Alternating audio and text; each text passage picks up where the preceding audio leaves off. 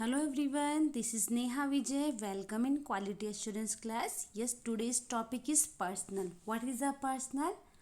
The peoples. लोग जो हमारे ऑर्गेनाइजेशन में वर्क कर रहे हैं means the people who work for a large organisation that is the personnel. In this personal unit, we have discussed two organization means personal responsibilities, key personal responsibilities, training, hygiene, and personal record. Yes, let's start. First is the principle. Why it come in the work? It is the establishment of the maintenance of satisfaction system, quality assurance, and correct manufacture of the medicinal product. Yes, ये क्या principal है इसका कि हमें maintain करना है, satisfactory system बनाना है quality assurance का, और मैन्युफैक्चरिंग जो प्रोडक्ट बन रहे हैं that is the correct should be prepare. Yes, rely upon the people. और ये किस पर डिपेंड है? सब कुछ होगा जो क्वालिटी एश्योरेंस एकदम कंप्लीट होगा, no market complaint, nothing, then it is completely depend on the organisation personnel. मतलब those peoples are working in the organization. For this reason must be sufficient qualified person to carry out the all task are the responsibility of the manufacturer. इस reason की वजह से क्या principal है कि जो personal पर डिपेंड करता है कि क्वालिटी कंप्लीट होनी चाहिए, हमारा जो मैन्युफैक्चरिंग जो भी प्रोडक्ट बना है उसके 100% इफेक्टिव होना चाहिए, तो डिपेंड तो करता है पीपल्स पर. अब वो उसके क्या होगा, we must be sufficient qualified personal.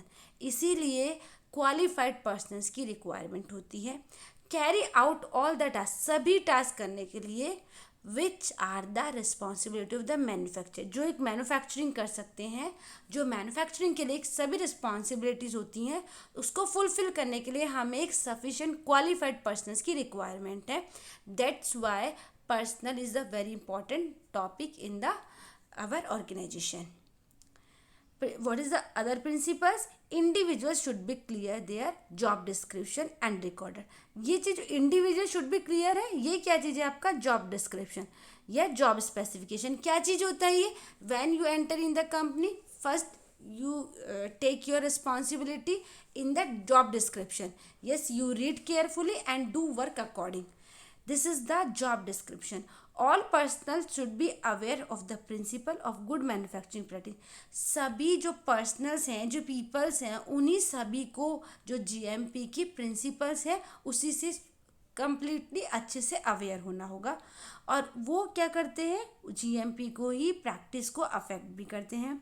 Receive initial and continue the training.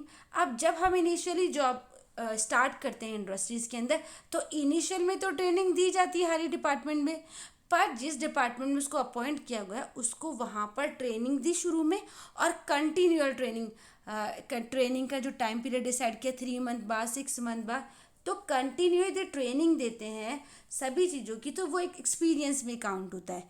And इसके साथ क्या इंक्लूड करना? हाइजीन इंस्ट्रक्शंस, मतलब proper hand wash, proper ground, proper आपके shoe cover, head cover, proper apron, आपके जो गोगल्स हैं, सब each and everything you have to completely aware with the GMP. Yes, relevant their need. QC के अंदर हमें Google's की रिक्वायरमेंट होती है. हम प्रोडक्शन में जा रहे हैं तो हम विदाउट हैंड कवर के नहीं जा सकते हैं. तो ये आपको इस सब चीज़ों को छोटी छोटी चुक दे, क्योंकि यदि हम ग्लव्स पहनेंगे तो हमारी बॉडी के अंदर हमारा जो मेडिसिनल प्रोडक्ट उसका डायरेक्ट हार्म नहीं होगा और हमारी बॉडी एकदम से अफेक्ट नहीं करेगी. पर यदि हम लोग ग्लव्स यूज़ नहीं करते तो वो मैन्युफैक्चरिंग प्रोडक्ट जो अपने हैंड पर डायरेक्ट अटैच कर जाएगी, और may be it be harmful for product as well as people also. That's why सभी जब भी एंटर हो रहे हैं इनिशियल में ये कंटिन्यू ट्रेनिंग प्रोवाइड करनी है पर्सनल्स को, पीपल्स को. जनरल हमें क्या देखना है? The manufacture should be adequate number of the personnel. मतलब कोई भी डिपार्टमेंट हो, मैन्युफैक्चर का एग्जांपल लिया तो जितने वहाँ पर रिक्वायरमेंट्स हैं कि यहाँ पर इतने स्टाफ का इतने पर्सनल नेसेसरी क्वालिफिकेशन की चाहिए और इतने प्रैक्टिकल एक्सपीरियंस के लिए चाहिए, वो number of the personnel decided होते हैं जीएमपी के according. The responsibility place on any one individual should not to be extensive. किसी एक पर ज़्यादा से ज़्यादा आपको रिस्पॉन्सिबिलिटी नहीं डालनी है, नहीं तो वो आपकी प्रोडक्ट की क्वालिटी को हार्म हो सकता है। यदि वो सभी तरफ देखेगा, स्टोर भी देख रहा है, प्रोडक्शन भी देख रहा है, क्यूसी भी देख रहा है, तो उसका वो कंप्लीटली कंसंट्रेशन नहीं हो पाएगा और it may be any risk of the quality. That's why personal की जो रिस्पॉन्सिबिलिटीज़ हैं वो एक स्पेसिफिक होनी चाहिए जॉब डिस्क्रिप्शन के अकॉर्डिंग, ठीक है। उसका ज़्यादा एक्सटेंसिव नहीं हो, उसके ऊपर बहुत ज़्यादा बर्डन और फोर्स ना हो, और ये यदि होगा ऐसा तो मे बी आपकी क्वालिटी को रिस्क हो सकता है और रीवर्क हो सकता है। यस यदि कोई इशू आ गया पैकिंग के टाइम पे, रॉ मटेरियल के टाइम पे, तो अब आपको वो सारा काम वापस करना हो। तो रीवर्किंग जैसी प्रॉब्लम से बचने के लिए रिस्पॉन्सिबिलिटी जो पर्सन्स पर दे रहे हैं, पीपल्स पर दे रहे हैं, वो थोड़ी कम हो, लिमिट की हो, एज ए जॉब डिस्क्रिप्शन के अकॉर्डिंग हो। और जनरल में क्या बोलता है कि मैन्युफैक्चरर्स मतलब एक ऑर्गेनाइजेशन चार्ट होता है। देखो ये आपको यहाँ पे दिया हुआ है। सबसे पहले सीईओ है जो चीफ एग्जीक्यूटिव ऑफिसर, उसी की यहाँ पे सब डिपार्टमेंट है, HR, human resources, marketing department, finance department, accounting department and manufacturing. In this department have subdivided, okay, like manufacturing have the QA, QC, store, etc. departments also. That's people in the responsible position. देखो जिस भी जो भी personal है, जो भी people है, उसकी एक रिस्पॉन्सिबल पोजीशन है, स्पेसिफिक ड्यूटीज़ है, जो एक जॉब डिस्क्रिप्शन में जो हमने बात की थी आगे, हर किसी का अपने एक इंडिविजुअल, चाहे क्यूए ऑफिसर हो चाहे क्यूसी ऑफिसर हो, सबका अपना एक इंडिविजुअल जॉब डिस्क्रिप्शन होता है। वो उसी के अकॉर्डिंग वो अपनी रिस्पॉन्सिबिलिटी को कैरी करता है और अथॉरिटी के थ्रू ही उसको फुलफिल किया जाता है, अथॉरिटी के द्वारा ही उसको अप्रूव किया जाता है उसकी जॉब डिस्क्रिप्शन को। और जनरल क्या है, there should be no gap and no explain overlap.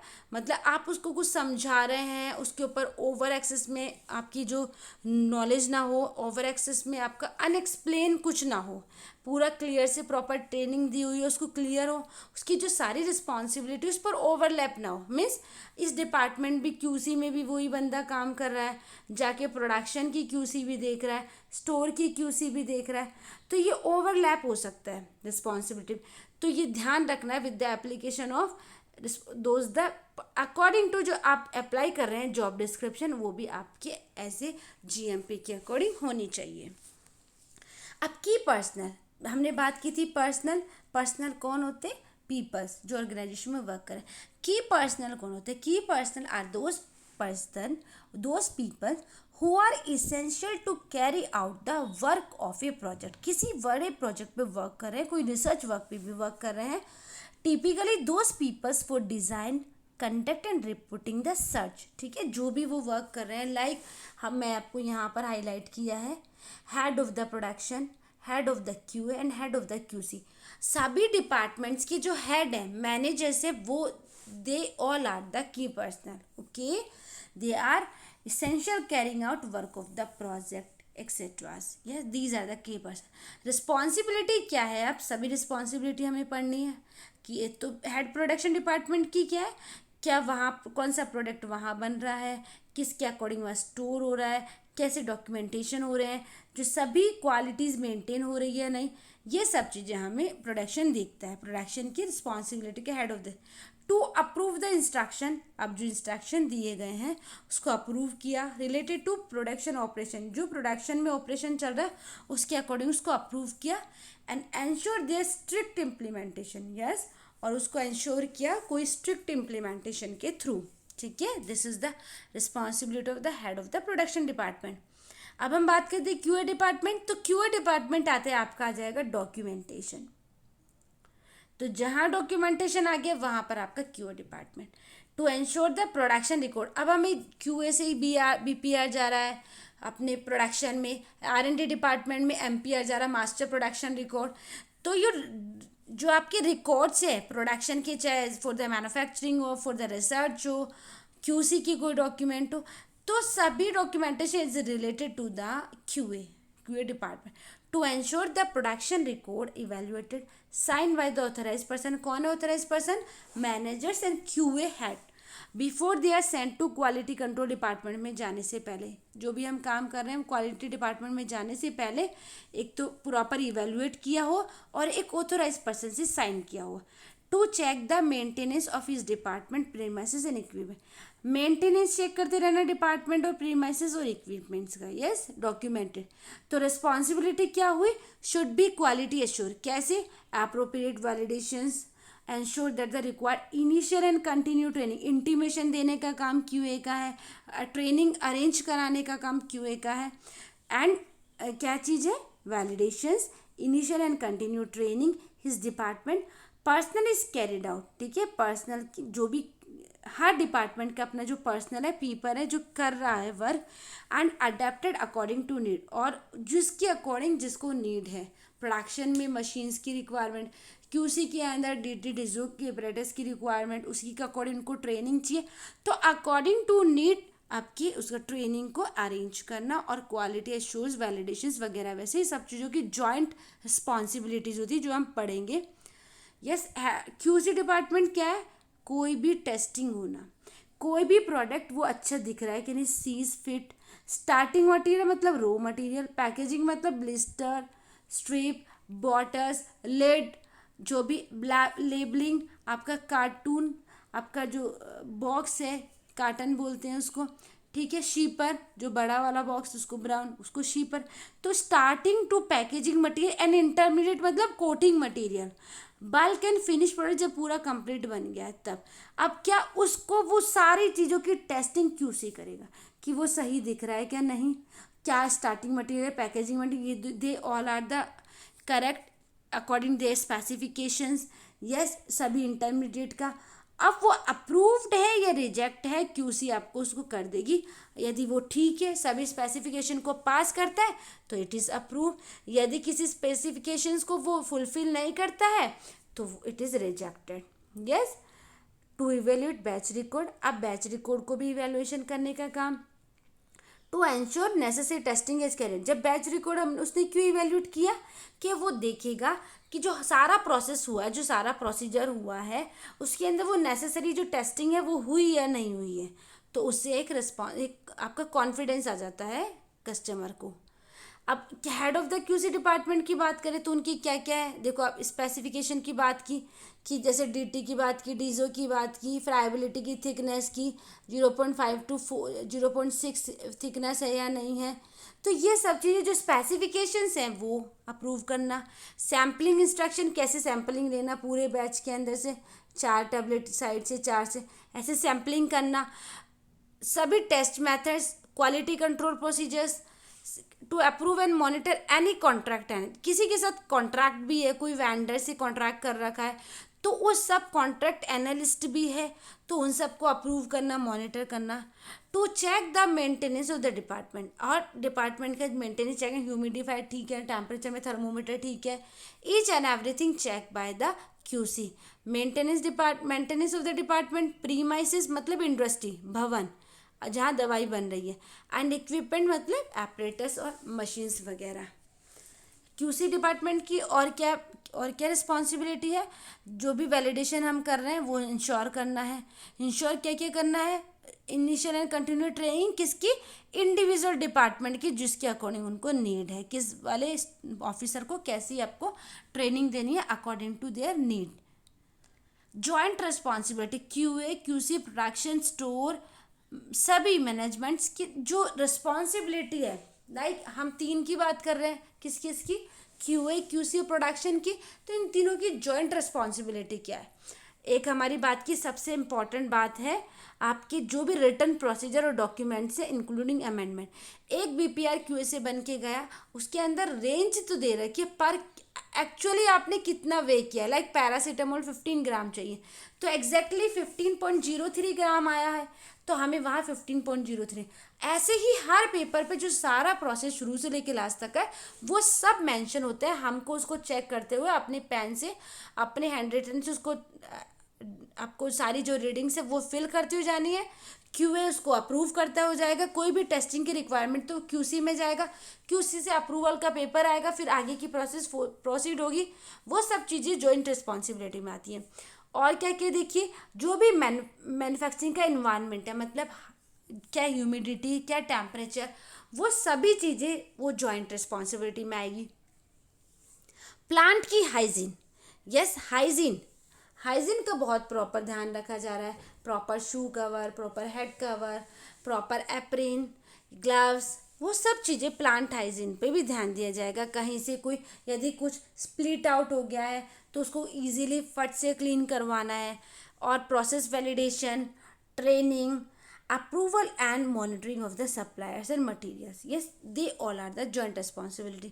और क्या क्या है, approval and monitoring of the contract manufacture, कुछ ऐसे मैन्युफैक्चर हैं जो कॉन्ट्रैक्ट मैन्युफैक्चरर्स है, वो जो बनवा रहे हैं अपने से मेडिसिन वगैरह, प्रोडक्ट्स वगैरह, तो वो उन लोगों का अप्रूवल मॉनिटर करना सब कुछ ही जॉइंट रिस्पॉन्सिबिलिटी। यस, अब देखिए designing and monitoring of storage condition of material product. अब आपको सबको पता है कि हर एक प्रोडक्ट की, हर एक की टेम्परेचर फिक्स होता है।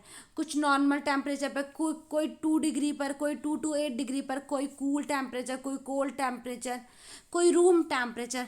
तो स्टोर रूम में सारे प्रोडक्ट रखे हुए हैं, तो जो स्टोरेज कंडीशन है वो मटेरियल की और प्रोडक्ट की should be design and monitor, कि जिस प्रोडक्ट को हमें इतनी स्टोरेज टेम्परेचर पर रखना है वो उसी अकॉर्डिंग उसको हम रखेंगे और आपको टाइम टू टाइम इवेलुएट करते रहेंगे। रिटेंशन ऑफ रिकॉर्ड्स, जो ये सब वर्क कर रहे हैं उसका रिकॉर्ड्स में पूरा मेंटेन हो और रिकॉर्ड्स कंप्लीट हो।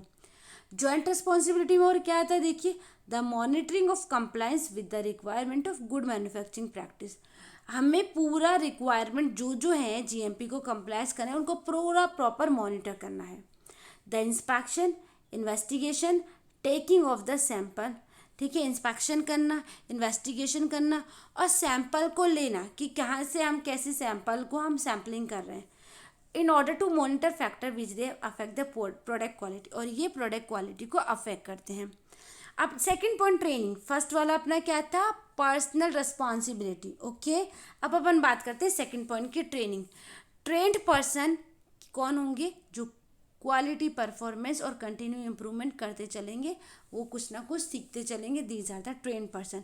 अब यदि वो ट्रेंड है, प्रॉपर ट्रेनिंग मिली है, एक्सपीरियंस है, सभी चीज़ों पर उनको ध्यान प्रॉपर है, तो क्या क्या फ़ायदा हो सकता है देखिए, less prone to error, error होने के चांस कम हो जाएंगे। लेस डेविएशन, कोई प्रॉब्लम मिस्टेक्स आएंगी वो भी कम हो जाएंगी। रिड्यूस अमाउंट ऑफ रीवर्क, देखिए यदि किसी एक पर स्पेसिफिक काम है तो बहुत अच्छा होगा, अब रीवर्क नहीं होगा, टाइम और मनी दोनों वेस्ट नहीं होगा। रिड्यूस अमाउंट ऑफ रिजेक्ट, कोई रिजेक्ट होने वाला तो वो भी कम हो जाएगा, ट्रेनिंग प्रॉपर मिली हुई है तो।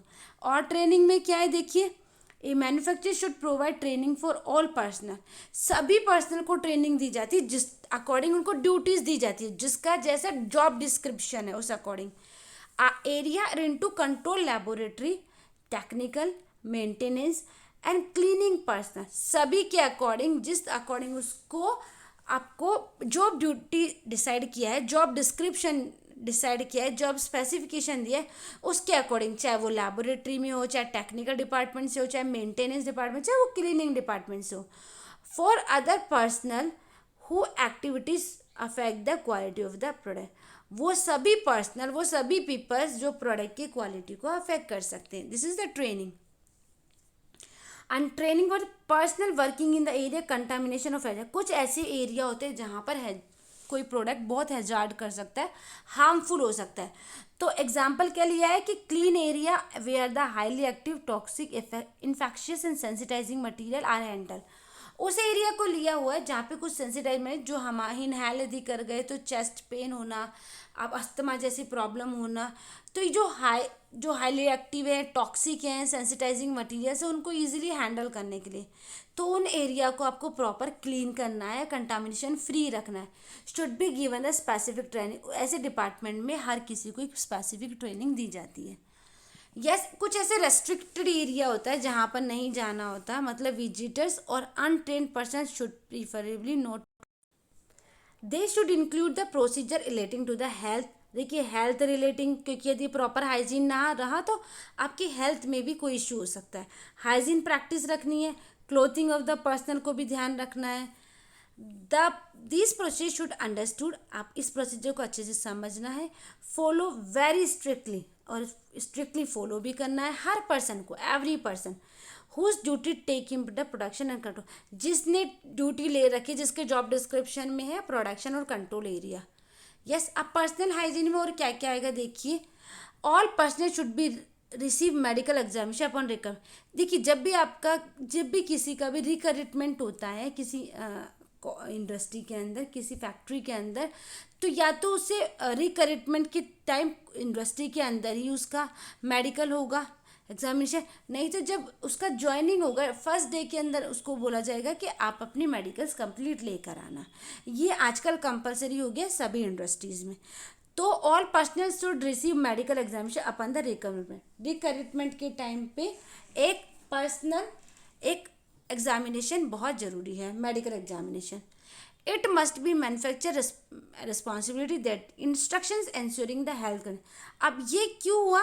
क्योंकि इससे हेल्थ कंडीशन पता है, किसी को अस्थमा की प्रॉब्लम तो नहीं है यदि वो रॉ मटेरियल का काम कर रहा है, एंटीबायोटिक में काम कर रहा है तो उसको कोई एलर्जी तो नहीं है। तो इससे आपकी हेल्थ कंडीशन से इंश्योर हो जाएंगे and can be relevant to product of the quality. और ये किससे भी रिलेटिव करती है? क्वालिटी, प्रोडक्ट की quality. Come to the manufacture knowledge, और ये सब किसके नॉलेज में आ जाता है? मैन्युफैक्चर के नॉलेज में। और क्या क्या है, जब आप यदि बीमार हैं, आपको कफ है, आपको कोल्ड है, तो प्रॉपर मास्किंग किया, प्रॉपर ग्राउंडिंग किया, पूरा ये सब चीज़ आपको ध्यान में रखना है और आपको इन्फॉर्म भी करना है। यदि आपको कोई घाव हो रखा है, लीजन्स है, कोई वुंड हो रखा है, घाव है, तो आपको वो इन्फॉर्म करना है, उसको ओपन एरिया को नहीं रखना है, हमेशा should be cover with the dressing. Step should be taken in ensure that virus is practicable, that no person affected an infectious disease, yes, having open lesions on the exposed surface of the body is engaged in manufacturing medical product। ये क्या बोल रहा है कि आपको एक कुछ steps लेने होंगे, आपको प्रैक्टिस में लेगा। कोई भी पर्सन अफेक्टेड है, कोई भी पर्सन जो इन्फेक्शन डिजीज से अफेक्ट है और किसी को कोई लेजन, यदि उसका पार्ट मतलब जो वो घाव है यदि वो एक्सपोज हो सकता है प्रोडक्ट से, तो उसको एंट्री नहीं दी जाएगी। एंट्री दी जाएगी तो एक तो वो प्रॉपर कवर हो, आपका जो एरिया है लीजन्स का, वुंड का, वो प्रॉपरली ड्रेसिंग हुआ हो। आप एक दिन यदि आपको कोल्ड है तो आप प्रॉपर मास्क हो वियर कर रखा हो। तो ये सब चीज़ें मेडिसिनल प्रोडक्ट को जब भी हम बना रहे हैं, मैन्युफैक्चर कर रहे हैं, तब हमें ये सब चीज़ें ध्यान रखना होगा। पर्सनल हाइजीन और क्या क्या है? Every person entering in the environment should bear, देखो प्रोटेक्टिव गारमेंट्स पहन रहा है, देखिए हेड कवर पहन रखा है, पूरा गाउन पहन रखा है, ग्लव्स पहन रखे हैं, ठीक है। ये सब चीज़ें हमें ध्यान रखना है। Protective appropriate the operation carried out, जब भी हम ऑपरेशन कर रहे हैं तो हमें प्रोटेक्टिव गारमेंट्स पहनना है।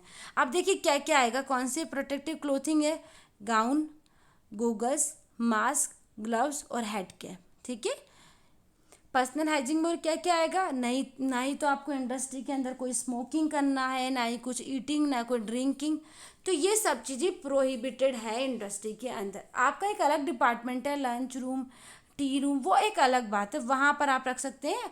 आप जैसे इंडस्ट्री में एंटर होंगे, आप लोगों को सबको अपने एक लॉकर्स दिए जाएंगे या आपके बाहर कुछ रखने की, आपकी जब आप चेंजिंग रूम में जा रहे हैं तो वहाँ कुछ अलमीराज प्रोवाइड होंगी, तो वहीं पर आपको आपके बैग रख देना है, आपको सब कुछ वहीं पे रख देना है, कुछ अंदर लेके नहीं जाना है। Eating, drinking, chewing, smoking, storage of the food, drinks, smoking material, personal medicine, खुद की कोई मेडिसिन वो भी यूज़ हो सकती है। जब आपको कोई डिजीज़ है तो आप डेली मेडिसिन है, तो एक टाइम टू टाइम आपको बाहर जाना होगा, वो आप अपने अंदर लेके नहीं जा सकते साथ में। Production storage area should be prohibited, जो प्रोडक्शन और स्टोरेज एरिया वहाँ पर ये सब चीज़ें अलाउ नहीं है। In general अनहाइजीन practice with in the manufacture any other relevant area product might be adverse effect should be prohibited. ये क्या कर सकते हैं? ये अनहाइजीनिक प्रैक्टिस है जो आपके मैन्युफैक्चरिंग एरिया को और कोई अदर जो एरिया उसको भी बहुत एडवर्सली अफेक्ट कर सकती है। yes, that's why no smoking, no eating, no drinking, no personal medicines, these all are the prohibited in the industry। और क्या है? Direct contact with should be avoided, जो आपको हमने बोला था वियर योर ग्लव्स, तो कहते हैं डायरेक्ट कॉन्टैक्ट को आपको अवॉइड करना है। ऑपरेटर्स यदि हैंड है, जैसे वो मशीन चला रहे हैं, तो उनको मशीन के किसी पार्ट पर यदि कोई हैंड लग गया एंड तो ये आपका क्या, आपके प्रोडक्ट को एक एरर दे सकता है, एक डिफेक्ट दे सकता है, एक डेविएशन ला सकता है, ठीक है। तो वो क्या होगा कि expose part as well as any part of the equipment come out in the contact with the product, और वो डायरेक्ट अपने प्रोडक्ट के कॉन्टैक्ट में आ सकता है और अपना प्रोडक्ट है जो फेल भी हो सकता है, रिजेक्ट भी हो सकता है। That's why personal contact should be avoided. Personal hygiene और क्या चीज़ है, देखिए प्रॉपर अलग अलग तरीके से हैंड वॉशिंग सिस्टम है, यहाँ पर हैंड वॉशिंग है, यदि आप IPA वगैरह कुछ यूज़ कर रहे हैं तो सैनिटाइज कर रहे हैं, तो प्रॉपर आपका ये personal hygiene should be interested. Hand washing facilities, yes these are the industry hand washing facilities. यहाँ पर IPA से बार बार आपको हैंड सैनिटाइज करना है। These are the personal hygiene should be instructed according the facilities. Yes, personal records क्या है, fourth one is last, first one क्या था, रिपीट करते हैं, personal responsibility, second one training, third one hygiene, and fourth one last is personal record. Personal record में हम BBR की बात करते हैं, पर्सनल रिकॉर्ड में बार बार हम बात करें जॉब डिस्क्रिप्शन की। यस, अब उसके अलावा और कौन कौन सी आपके पर्सनल रिकॉर्ड हो सकता है, मतलब पीपल्स का जो भी एम्प्लॉयज़ है उनका क्या क्या रिकॉर्ड हो सकता है। Personal record is the report statement describing an event situation happening in A clear manner. Clear, उस देखना है कि वो स्टेटमेंट है, एक रिकॉर्ड है, क्या चीज़ है जिसके अंदर सब कुछ पता है कि वो कब ज्वाइन हुआ, किस पोस्ट पर हुआ, वो सब चीज़ें एकदम से each and everything is clearly manner describe. Second point क्या, it provide both qualitative and quantitative information. पूरी कि एक्सपीरियंस है नहीं तो क्वालिटी हो गई, क्वांटिटी कितने साल का एक्सपीरियंस है, तो वो सब चीज़ें क्या हुआ, कैसे, कहाँ उसने जॉब किया और अभी क्या चल रहा है, अभी वो कहाँ पर है जॉब में, वो पर्सनल रिकॉर्ड सबका होता है। Type of the personal record कौन कौन से होते हैं, देखो जॉब डिस्क्रिप्शन बोल सकते हैं, जॉब स्पेसिफिक जिसके अंदर जो उसको ड्यूटी दी है उस पर मेंशन होती है, वो प्रॉपर रिकॉर्ड होती है। Job application and test course, job apply थी उसके बाद उसको जो ट्रेनिंग हुई उस पर उसका कुछ इवैल्यूएशन हुआ, कुछ टेस्ट हुआ, उस पर क्या स्कोर हुआ, ऐसे कुछ कहते हैं। यदि 10 में से यदि 6 में आ गए तो मतलब हाँ it can be work proceed, यदि 4 में है 10 में से तो मतलब उसको अभी रीट्रेनिंग की रिक्वायरमेंट है। ओके, रीट्रेनिंग की, तो जॉब अप्लाई किया उसके अकॉर्डिंग उसको हम टेस्ट लिया, स्कोर दिया, तो उस अकॉर्डिंग उसको प्रॉपर ट्रेनिंग मिली। इंटरव्यू और चेकलिस्ट, इंटरव्यू ने उससे जो क्वेश्चन पूछे उसकी चेकलिस्ट को भी चेक किया जाएगा, इंटरव्यू के पास एक चेकलिस्ट होती है। एम्प्लॉयमेंट हिस्ट्री, एम्प्लॉयमेंट कब कहाँ पर कितने साल उसने काम किया, वो हमने पहले बेसिक बात की थी, अब आपकी एम्प्लॉयमेंट हिस्ट्री में आ जाएगा सब कुछ कि वो कहाँ कहाँ वर्क किया, कितना एक्सपीरियंस है और वो किस फील्ड से बिलोंग करता है, R&D से है, QA से है, QC से, तो हर कुछ एक एम्प्लॉयमेंट की हिस्ट्री बताता है एक personal record. Contract of the employment, यदि उससे कुछ कॉन्ट्रैक्ट रखवाया है कि आप 3 साल से पहले नहीं छोड़ सकते हैं तो वो सब कॉन्ट्रैक्ट उससे। अटेंडेंस रिकॉर्ड कब आया है कब नहीं, पे रोल क्या, सैलरी क्या, ट्रेनिंग रिकॉर्ड्स है, वो सब चीज़ें। क्या एम्प्लॉय रेटिंग है, क्या एम्प्लॉय कितना अच्छा वर्क कर रहा है, लीव कितनी लीव ली है, कब कब ट्रांसफ़र हुआ है, कब प्रमोट हुआ है, कब यदि उसका कभी एक्सीडेंट हुआ है तो उसका रिकॉर्ड, सिकनेस रिकॉर्ड, कभी उसने कभी बड़ी लीव ली है, मतलब उसने कोई मेडिकल लीव ली है, कोई बिग जैसे उसको कोई डिजीज़ हुआ है, कोई वायरल हुआ है, तो वो सब चीज़ें उसके रिकॉर्ड में वो मेंटेन होती है। इंडस्ट्रियल डिस्प्यूट्स और ग्रीवेंस, क्या चीज़ है इंडस्ट्रियल डिस्प्यूट, यदि कभी उसी इंडस्ट्री से कोई डिस्प्यूट तो नहीं हुआ है। और ये ग्रीवेंस क्या है, something that is unfair and that you are went to the complain और प्रोटेस्ट, ऐसा भी कुछ होता है। तो वो सब चीज़ें भी, यदि उसने कुछ ऐसा कुछ किया है, किसी का विरोध किया, किसी कंपनी का डिस्प्यूट हुआ है, उसने किसी से कंप्लेन किया, उसका विरोध किया, तो वो भी एक रिकॉर्ड में मेंटेन होता है। अब पर्पस क्या है रिकॉर्ड कीपिंग का, to keep the orderly account to progress. ये देखो किसी भी रिकॉर्ड रखने से किसी का भी सारा डाटा मिल सकता है, ठीक है, कोई भी प्रोग्रेस है वो सब मिल सकता है। To enable the meeting of the comparison, आराम से हम कंपैरिजन कर सकते हैं किसी भी अदर एम्प्लॉय के साथ उसको, और किस में कितनी देर स्टे रहा है, कितने में स्टेबल, किस इंडस्ट्री में थोड़ी थोड़ी देर में ये चेंज करता है, या फिर किसी कंपनी में वो स्टेबल रहा है अच्छे से, तो वो सब facility to detect the error और रिकॉर्ड। इससे क्या हो, कुछ एरर और रिकॉर्ड्स में डिटेक्ट भी हो जाएगा कि कोई फैसिलिटी कैसी है, क्या एरर तो नहीं है, कोई रिकॉर्ड्स तो नहीं है, यदि उसने कोई विरोध किया है तो ये सब चीज़ें हमें पता चल जाएगी। यस, लीगल रिक्वायरमेंट्स होते हैं, information require taking personal decision भी, to prevent the basic formulation modification पर कोई पॉलिसी में चेंज हुआ है, कोई प्रोग्राम में उसका पोस्टिंग चेंज हुआ है, तो वो सब चीज़ें उसकी रिकॉर्ड्स में। Please if you have any query please comment in the comment box. Thank you so much. Please if you like, share with your friends. Please subscribe for my new video. Thank you.